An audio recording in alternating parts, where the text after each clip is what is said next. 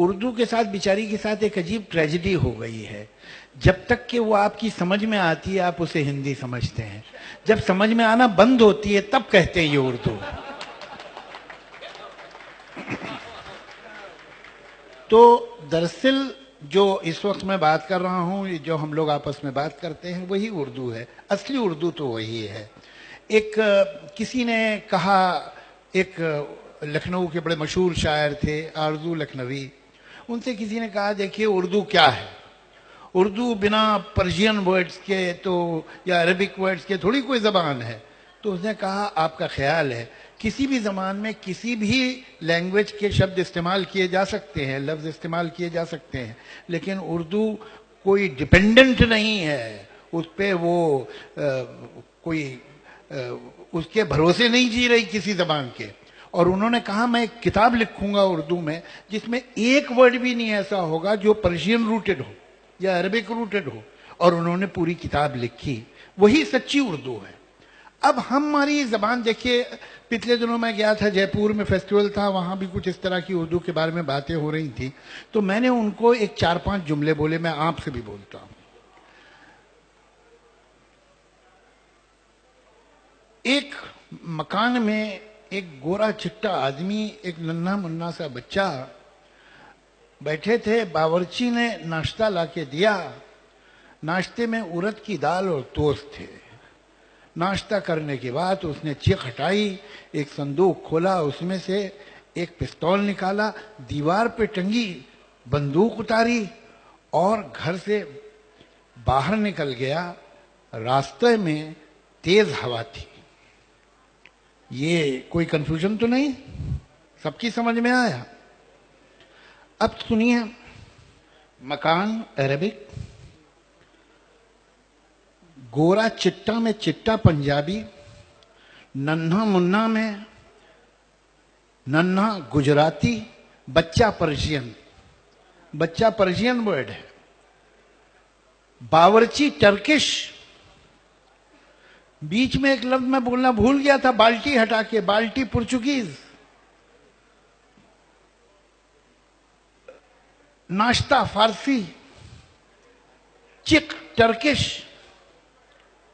कितनी जबानें हमें मालूम है कि हम क्या, पिस्तौल पिस्टल अंग्रेजी, संदूक टर्किश, बंदूक टर्किश,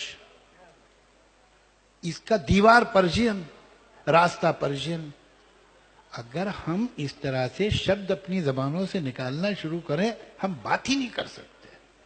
हमारी जबान में जो मैं और आप बोल रहे हैं, उड़द तमिल, उड़द की दाल, टोस्ट इंग्लिश टोस्ट। तो जब हम 2 मिनट बोलते हैं तो उसमें 10 लैंग्वेजेस के लफ्ज होते हैं, लेकिन उससे ये जबान वो जबान नहीं बन जाती। जबान अपनी स्क्रिप्ट भी नहीं होती। अगर मैं लिख दूं KUCH KUCH HOTA HAI, कुछ कुछ होता है, इंग्लिश हो गया क्या? वो स्क्रिप्ट भी नहीं होती। अब यहां लोग हैं जानते हैं, पंजाबी 3 स्क्रिप्ट में लिखी जाती है, गुरमुखी में लिखी जाती है, देवनागरी में लिखी जाती है, और फारसी रस्मुल खत में भी लिखी जाती है। मगर पंजाबी तो पंजाबी रहती है, किसे कैसे भी लिख लो।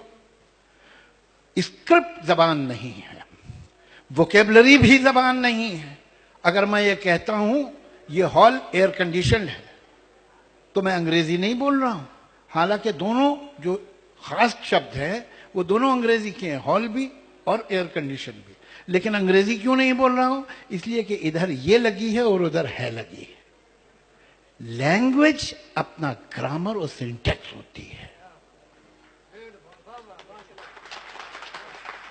अब देखिए उर्दू क्या है। जो हम हिंदी कहते हैं, जो हम हिंदुस्तानी कहते हैं, जिसे हम उर्दू कहते हैं, वो सिंटैक्स, वो ग्रामर एक है। मैं आ रहा हूं, तुम जा रहे हो, मुझे प्यास लगी, तुम खाना खाओगे, कहां जा रहे हो, कब आओगे, ये सब तुमने सुना है, मैंने सुना है। ये सब क्या है? ये कौन सी भाषा है? ये हिंदी है कि उर्दू है? ये हिंदुस्तानी है, यही हिंदी है, यही उर्दू है।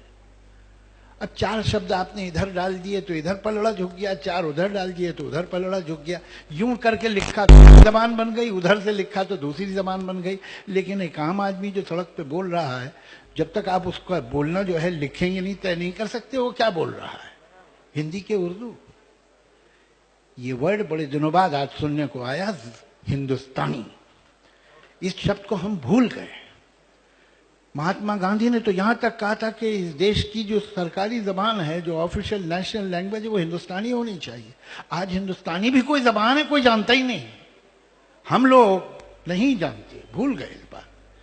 ये जबान जो है ये हिंदुस्तानी जबान है। एक अजीब बात है कि उर्दू की स्क्रिप्ट सिमट रही है और उर्दू जबान फैल रही है। आप ये देखिए, आज हिंदी में 2 दिन पहले मेरी किताब उर्दू में भी छपी और हिंदी में छपी। मैं पिछले 2 दिन में यहां पर 300-400 किताबें हिंदी में साइन कर चुका हूं, जो उर्दू की पोइट्री देवनागरी में छपी है। उर्दू से मोहब्बत, उर्दू से दिलचस्पी लोगों की कम नहीं हुई है, इसलिए कि ये आम इंसान की जबान है। और जबानें वही जिंदा रहती हैं जो आम इंसान की हो। सरकारें जबानें नहीं चला सकती, वरना अगर चला सकती होती तो या पूरा हिंदुस्तान या तो अंग्रेजी बोल रहा होता या फारसी बोल रहा होता। बहुत साल तक अदालतों की जबान फारसी रही है हिंदुस्तान में, और बहुत साल तक हुक्मरानों की जबान अंग्रेजी रही है।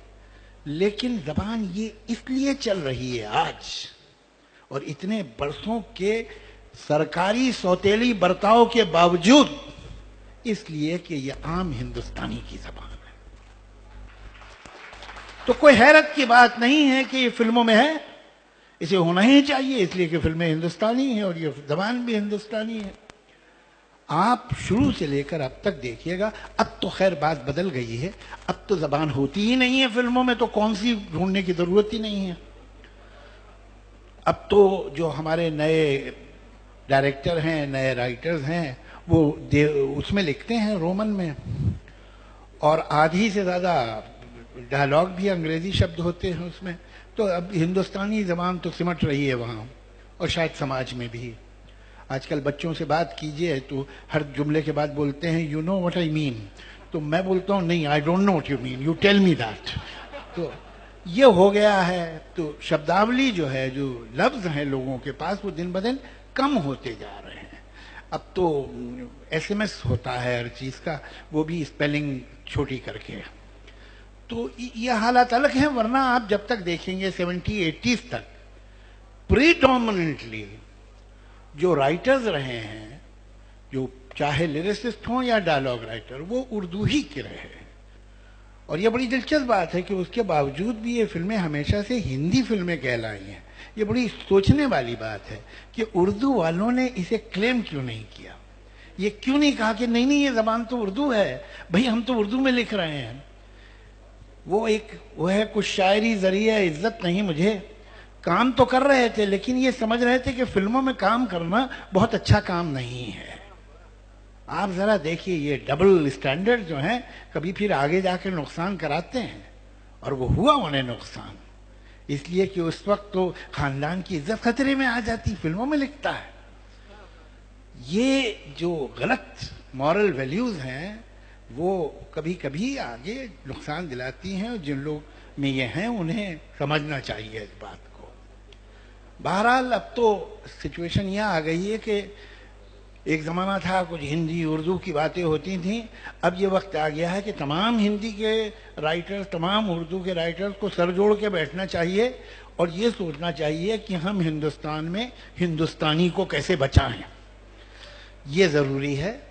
और इसमें जो इन्होंने किताब लिखी, मैंने अभी पूरी तो नहीं पढ़ी, इधर उधर से देखी, बहुत दिलचस्प और बहुत अच्छी किताब लगती है। और मैं तो ये रिक्वेस्ट करूंगा कि ये किताब देवनागरी लिपि में भी छपना बहुत ज़रूरी है। तो इसे आप पहली फुर्सत में ये काम कीजिए ताकि ज़्यादा से ज़्यादा लोगों तक पहुँचे। और आपको एक बहुत अच्छी किताब लिखने को सुहेल साहब मैं दिल से मुबारकबाद देता हूँ।